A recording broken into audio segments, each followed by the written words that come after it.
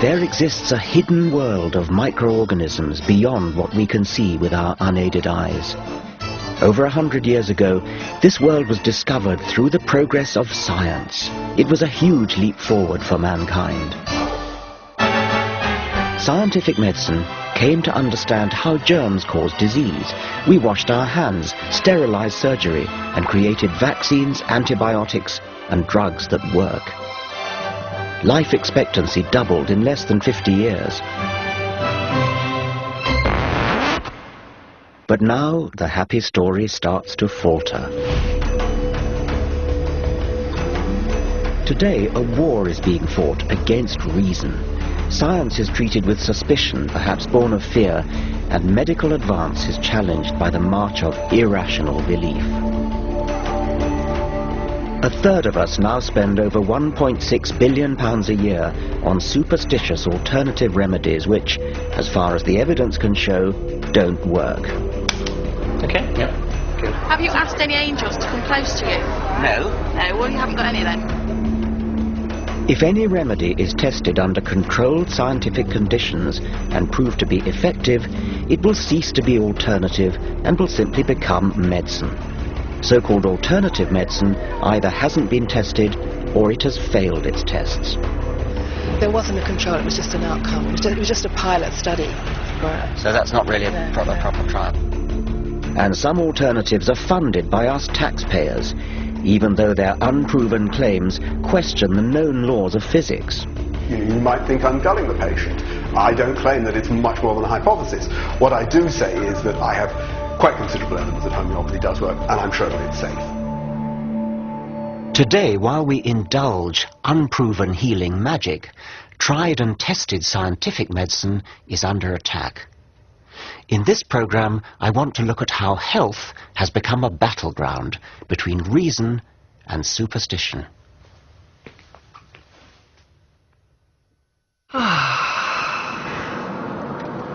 You come here to move through time and through space. Allow the eyes to gently close. Smile your very best smile. Swallow the smile, with some saliva into the heart, and let the heart smile back at you. And there's a warm and a welcoming feeling. Joy without end. Grace, beauty, laughter. The deep knowing of the wise being that you are. And the golden glow that comes from the heart comes from a golden flower. And use the gold light from the center of the flower like a sunbeam and beam it onto those petals and wake them up. There is a second part that's very personal. And this is to step inside the pearl itself. Because if you step inside the pearl, you could find out who you are.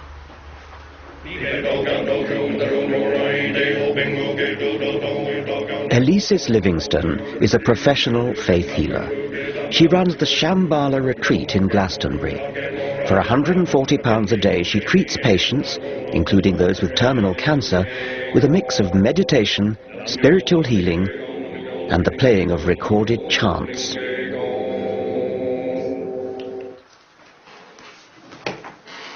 She believes she can alter the structure of DNA.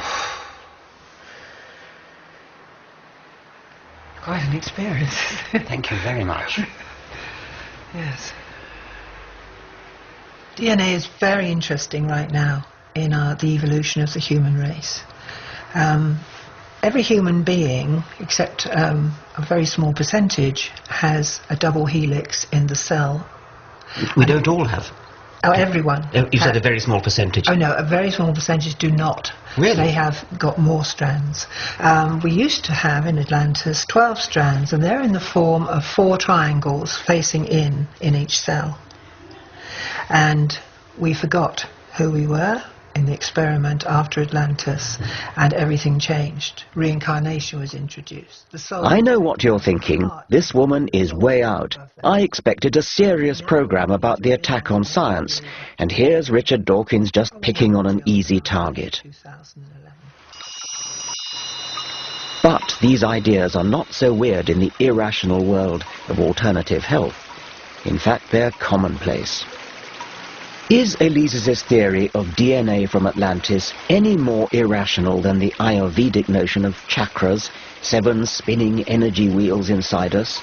They're certainly great money spinners. How do we know all this? Where does all this come from? It comes from the Akashic record, the record of all vibration on this planet. We also have knowing. When we were doing the heart meditation, you go into the deep knowing. And the deep knowing, it really can't be argued. What you know, I know that you realise this, of course, you know. Well, I know that DNA is a double helix, but that's only been known since 1953. So How is her evidence, the knowing of this Akashic record, any worse than the evidence for homeopathic claims that the more you dilute an active ingredient, the more effective it becomes? Both depend on faith. For all things and all activations of spirit. Apparently, I'm only a few DNA strands short of the full Atlantean quota. Elisis kindly agrees to top me up. So, let's put the last triangle in.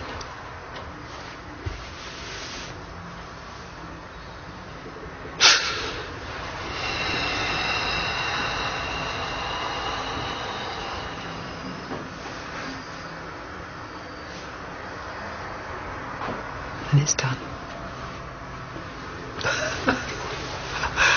Let me know in 6 months how you're feeling. I'll wait and see if I get any Yes, any buzzes. any effects. Yes.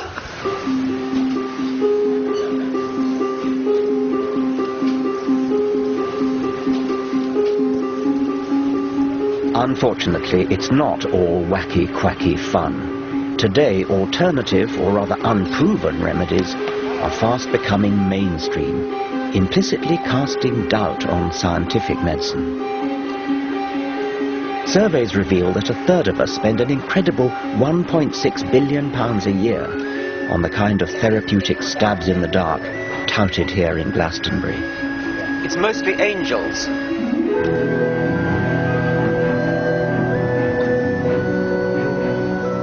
I want to find out why such superstitious nonsense is mounting a growing challenge to scientific medicine.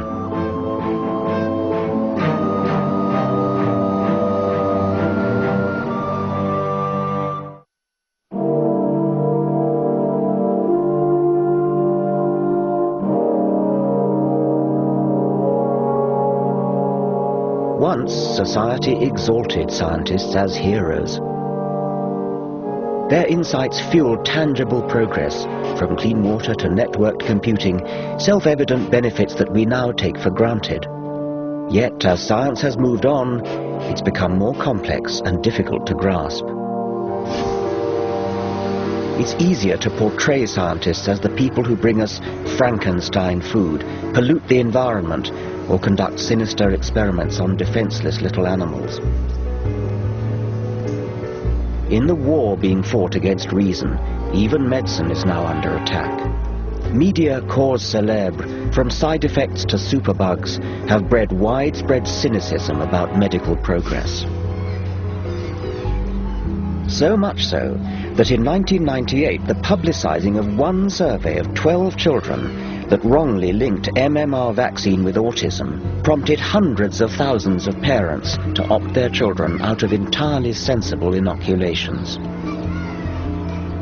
A hyped-up insinuation that the government and the medical establishment were conspiring to sacrifice our next generation to autism has left up to 1/5 of our children entirely unprotected against rubella, mumps and measles, a disease with complications such as brain injury and deafness.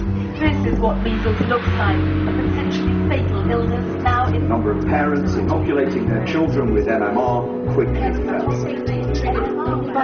There have now been epidemics in Kent and Yorkshire, and a first death from measles in 14 years. Now everybody's more confused, it muddies the water, it's frightening. See the boy on the telly and that. It's an acute example of the danger of devaluing evidence. Where once there was reason, now there is confusion. One of the things that struck me right from the outset was how extraordinary it was that this scare got abroad when it was so insubstantial. I mean, there was really no scientific basis for it whatsoever. I find it very easy to sympathise with patients who were scared, partly because the media built it up, but also because having your child vaccinated is a positive act. It's something that you did to the child. And so somehow that's more scary than a sin of omission. Very much, and I think that's even more the case these days when people are much less familiar with the diseases against which their children have been protected by immunisation. You know, it's a generation or two since people had much experience of measles and mumps and rubella on any significant scale, and so when somebody comes along and says, well,